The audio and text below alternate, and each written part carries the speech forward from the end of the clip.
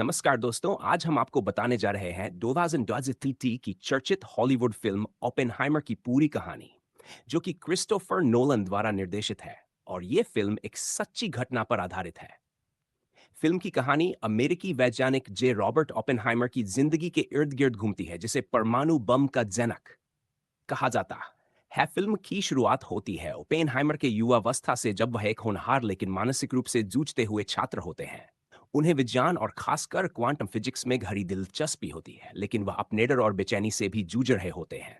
Europe में पढ़ाई के दौरान वो नोबेल पुरस्कार विजेता वैज्ञानिक नील्स बोर से मिलते हैं, जो उनके अंदर की प्रतिभा को पहचानते हैं और उन्हें प्रोत्साहित करते हैं। ओपेनहाइमर धीरे धीरे क्वांटम मैकेनिक्स में मास्टर बन जाते हैं और अमेरिका लौटकर पढ़ाना। इसी दौरान अमेरिका में दूसरे विश्व युद्ध के बादल मंडरा रहे होते हैं और सरकार को डर होता है कि नाजी जर्मनी परमाणु बम बना सकता है। इसी चिंता को देखते हुए अमेरिका मैनहट्टन प्रोजेक्ट नामक एक गुप्त मिशन शुरू करता है, जिसमें देश के सबसे होनहार वैज्ञानिकों को जोड़ा जाता है। इस परियोजना के नेतृत्व के लिए ओपेनहाइमर को चुना जाता है। शुरू में तो ओपेनहाइमर इस फैसले को लेकर असमंजस में होते हैं, लेकिन बाद में वह मान जाते हैं और लॉस एलामोस नाम के गुप्त स्थान पर वैज्ञानिकों की एक टीम बनाकर काम शुरू करते हैं।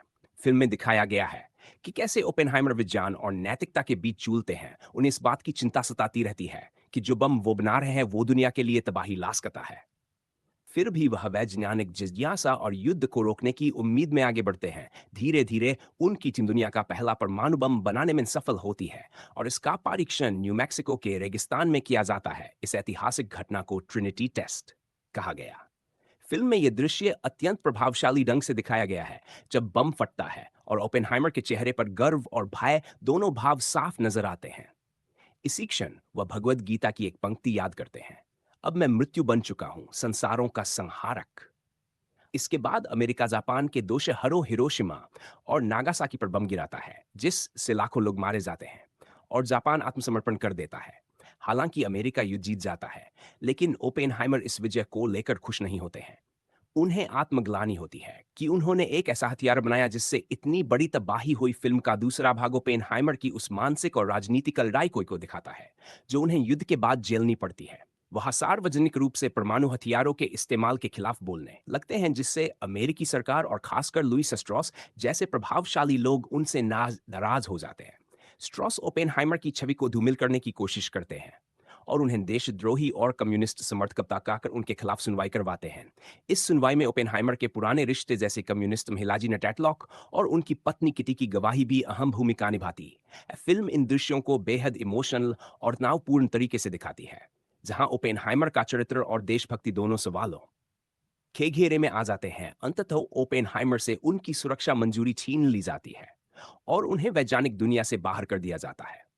लेकिन वर्षों बाद अमेरिका के राष्ट्रपति जॉन डी उन्हें सम्मानित करते हैं और उनके योगदान को आधिकारिक रूप से स्वीकार किया जाता है। फिल्म का आखिरी दृश्य अत्यंत भावुक है, जब ओपेनहाइमर एक बार फिर उस क्षण को याद करते हैं जब उन्होंने बम बनाया था और सोचते हैं कि क्या उन्होंने दुनिया का विनाश शुरू कर दिया है। इस फिल्म में अभिनय, संवाद, निर्देशन और बैकग्राउंड म्यूजिक का बेहतरीन मेल है। किलियन मर्फी ने ओपेनहाइमर की भूमिका को इतनी गहराई और संवेदनशीलता से निभाया है कि दर्शक उनके साथ जुड़ जाते हैं।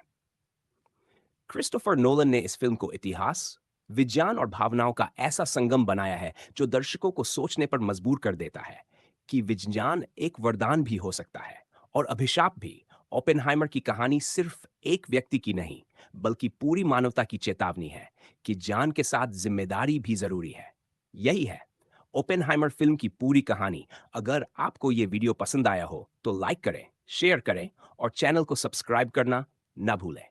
धन्यवाद।